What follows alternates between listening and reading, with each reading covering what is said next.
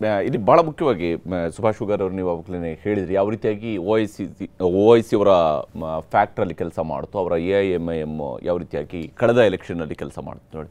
ಈ ಬಾರಿ ಎಷ್ಟರ ಮಟ್ಟಿಗೆ OIC ಪ್ರಭಾವ ಅಲ್ಲಿ ಪರಿಣಾಮ ಬೀರುತ್ತೆ? ಯಾಕಂದರೆ ಚಂಪಾರಣ ಜಿಲ್ಲೆಗಳಿರ್ಬೋದು, ಇತರೆ ಜಿಲ್ಲೆಗಳ ವಿಚಾರಗಳಿಗೆ ಬಂದಾಗ.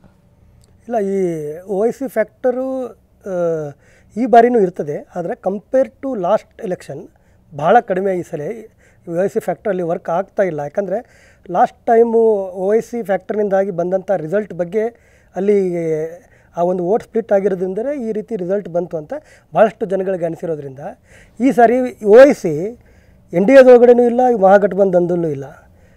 OICಗೆ ವೋಟ್ ಹಾಕಿದರೆ ಅವರು MLA ಆಗ್ಬೋದು, ಆದರೆ ಸರ್ಕಾರದೊಳಗಡೆ ಅಂತೂ ಅವರು ಇರೋದಿಲ್ಲ ಅಂತ ಎಲ್ಲರಿಗೂ ಕೂಡ ಗೊತ್ತಿದೆ.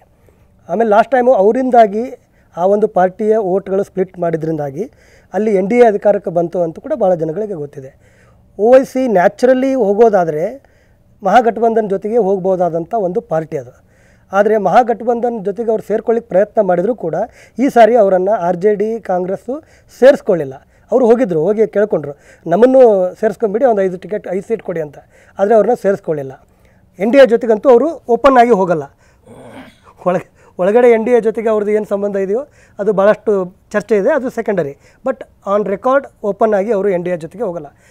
ಆ ಕಾರಣದಿಂದ ಆಗಿ ಈ ಸರಿ OIC ಫ್ಯಾಕ್ಟರ್ ಆ ಸೀಮಾಂಚಲದ ಪ್ರದೇಶದೊಳಗಡೆ ಕಳೆದ ಚುನಾವಣೆ ಒಳಗಡೆ ಇದ್ದಷ್ಟು ಇಲ್ಲ, ಬಹಳ ಕಡಿಮೆ, ಗಣನೀಯವಾಗಿ ಕಡಿಮೆ ಆಗಿದೆ ಅನ್ನೋ ಒಂದು ಮಾಹಿತಿ ಅಲ್ಲಿಂದ ಬರ್ತಾ ಇದೆ.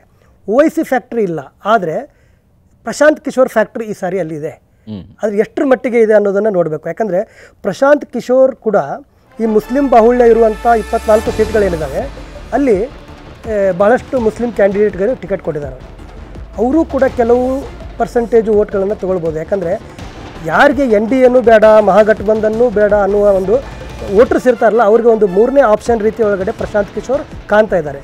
ಆ ಮತದಾರರು ಏನಾದರೂ ಪ್ರಶಾಂತ್ ಕಿಶೋರ್ ಕಡೆ ಹೋದರೆ ಅದು ಮುಸ್ಲಿಂ ಬಾಹುಳ್ಯ ಇರುವಂಥ ವೋಟರ್ಸು, ಮುಸ್ಲಿಂ ಕ್ಯಾಂಡಿಡೇಟ್ ಇರೋಲ್ಲಿ ಮುಸ್ಲಿಂ ವೋಟರ್ಸು ಪ್ರಶಾಂತ್ ಕಿಶೋರ್ ಕಡೆ ಹೋದರೆ ಅದರಿಂದ ಮಹಾಗಠಬಂಧನ್ಗೆ ನಷ್ಟ ಆಗುತ್ತೆ. ಆದರೆ ಪ್ರಶಾಂತ್ ಕಿಶೋರ್ ಕೇವಲ ಮಹಾಗಠಬಂಧನ್ಗೆ ಮಾತ್ರ ನಷ್ಟ ಮಾಡಲ್ಲ, NDAಗೂ ಕೂಡ ನಷ್ಟ ಮಾಡ್ತಾರೆ. ಮಾತಾಡ್ತೀನಿ, ಅದರ ಬಗ್ಗೆ ಮಾತಾಡ್ತೀನಿ ನಾನು. ಇಲ್ಲಿ 2ನೇ ಹಂತದಲ್ಲಿ ಯಾವ ರೀತಿಯಾದಂತಹ ರಿಸಲ್ಟ್ ಬಂದಿದೆ ಅನ್ನೋದನ್ನು ಕೂಡ ನಾನು ನಿಮಗೆ ತೋರಿಸ್ತೀನಿ. 2ನೇ ಹಂತದಲ್ಲಿ ಮ್ಯಾಜಿಕ್ ಯಾರದ್ದು? ಯಾಕಂದರೆ ನಾವು ಮೊದಲ ಹಂತದ ರಿಸಲ್ಟನ್ನು ನಿಮಗೆ ತೋರಿಸಿದ್ವಿ. ಅದರಲ್ಲಿ ಭಾಳ ಪ್ರಮುಖವಾಗಿ JDU ಮತ್ತು BJP ಗಠಬಂಧನ್ ಏನು NDA ಇದೆ, NDA 60ರಿಂದ 70 ಸೀಟ್ಗಳನ್ನು ಗೆಲ್ಲಬಹುದು ಮೊದಲ ಹಂತದ ಚುನಾವಣೆಯಲ್ಲಿ ಅನ್ನೋದು. ಆದರೆ 2ನೇ ಹಂತದಲ್ಲಿ ಏನಾಗುತ್ತೆ? ನಿಜಕ್ಕೂ NDA ಅದೇ ರೀತಿಯಾದಂತಹ ಮುನ್ನಡೆಯನ್ನು ಉಳಿಸ್ಕೊಳ್ಳುವಂತಹ ಸಾಧ್ಯತೆ ಇದೆಯಾ, ಅಥವಾ ಮಹಾಗಠಬಂಧನ್ ಹೆಚ್ಚು ಸ್ಥಾನಗಳಲ್ಲಿ ಗೆಲ್ಲುವಂಥದ್ದಕ್ಕೆ ಏನಾದರೂ ಅವಕಾಶಗಳು ಸಿಗಬಹುದಾ ಅನ್ನೋದರ ಬಗ್ಗೆ ಸ್ವಲ್ಪ ಹೊತ್ತಿನಲ್ಲಿ ಅದರ ಬಗ್ಗಿನ ರಿಸಲ್ಟನ್ನು ಕೂಡ ನಿಮಗೆ ತೋರಿಸ್ತೀವಿ. 2ನೇ ಹಂತದಲ್ಲಿ ಮ್ಯಾಜಿಕ್ ಯಾರದ್ದು ಅನ್ನೋದ್ರ ಬಗ್ಗೆಗಿನ ವಿಚಾರದ ಬಗ್ಗೆ ಕೂಡ ಮಾಹಿತಿಯನ್ನು ನಿಮಗೆ ಶೇರ್ ಮಾಡಿಕೊಡ್ತೀವಿ. ಬಹಳ ಮುಖ್ಯವಾಗಿ 2ನೇ ಹಂತದ ರಿಸಲ್ಟ್ ಅದು ಪೂರ್ಣ 243 ಕ್ಷೇತ್ರಗಳಿಗೆ ಅನ್ವಯಿಸುತ್ತೆ. ಆವಾಗ 243 ಕ್ಷೇತ್ರಗಳಲ್ಲಿ ಯಾರು ಅಧಿಕಾರದ ಗದ್ದುಗೆಯನ್ನು ಹಿಡಿಯುವಂತಹ ಚಾನ್ಸಸ್ ಜಾಸ್ತಿ ಇದೆ ಅನ್ನೋದ್ರ ಬಗ್ಗೆನ ರಿಸಲ್ಟನ್ನು ನಿಮಗೆ ನ್ಯೂಸ್ 18 ಸಮೀಕ್ಷೆಯಲ್ಲಿ NDAಗೆ ಬಹುಮತ ಸಾಧ್ಯತೆ ಅನ್ನುವಂಥದ್ದು ಗೋಚರಿಸ್ತಾ ಇದೆ. NDAಗೆ 140ರಿಂದ 150 ಸೀಟ್ಗಳಲ್ಲಿ ಗೆಲ್ಬೋದು. ಮಹಾಗಠಬಂಧನ್ಗೆ 2ನೇ ಹಂತದಲ್ಲೂ ಕೂಡ ಬಹಳ ದೊಡ್ಡದಾದಂತಹ ಗೇನ್ ಆಗಲಿಕ್ಕಿಲ್ಲ ಅನ್ನೋದು. 85ರಿಂದ 95 ಸೀಟ್ಗಳಲ್ಲಿ ಮಹಾಗಠಬಂಧನ್ ಗೆಲ್ಲಬಹುದು ಅನ್ನೋದರ ಬಗ್ಗೆ ಮತ್ತು NDA ಅಧಿಕಾರಕ್ಕೆ ಏರುವಂಥದ್ದು ಬಹುತೇಕ ನಿಶ್ಚಿತ. 140ರಿಂದ 150 ಸ್ಥಾನಗಳವರೆಗೂ ಕೂಡ NDA ಗೆಲುವನ್ನು ದಾಖಲಿಸಿಕೊಳ್ಳಬಹುದು ಅನ್ನುವಂತಹ ನಿರೀಕ್ಷೆ ಇದೆ. ಇದು ಮತಗಟ್ಟೆ ಸಮೀಕ್ಷೆಯಲ್ಲಿ ಸಿಕ್ಕಿರುವಂತಹ ಮಾಹಿತಿ. ಅಂದರೆ ಮತಗಟ್ಟೆ ಸಮೀಕ್ಷೆಯ ಸಂದರ್ಭದಲ್ಲಿ ವೋಟ್ ಹಾಕಿರ್ತಕ್ಕಂತಹ ಮತದಾರರು ಕೊಟ್ಟಿರ್ತಕ್ಕಂಥ ಮಾಹಿತಿ ಆಧಾರದ ಮೇಲೆ JSP ಜನಸುರಾಜ್ ಪಾರ್ಟಿ 5 ಸ್ಥಾನಗಳಲ್ಲಿ ಗೆಲುವನ್ನು ದಾಖಲಿಸಿಕೊಳ್ಳುವಂತಹ ಸಾಧ್ಯತೆ ಇದೆ ಅಂತೇಳಿ. ಜನಸುರಾಜ್ ಪಾರ್ಟಿ 5ರಿಂದ 5 ಸ್ಥಾನಗಳಲ್ಲಿ ಮತ್ತು ಒಟ್ಟಾರೆಯಾಗಿ ಇತರರು 5ರಿಂದ 10 ಸ್ಥಾನಗಳಲ್ಲಿ ಗೆಲ್ಲುವಂತಹ ಸಾಧ್ಯತೆ ಬಿಹಾರದಲ್ಲಿ ಗೋಚರಿಸ್ತಾ ಇದೆ.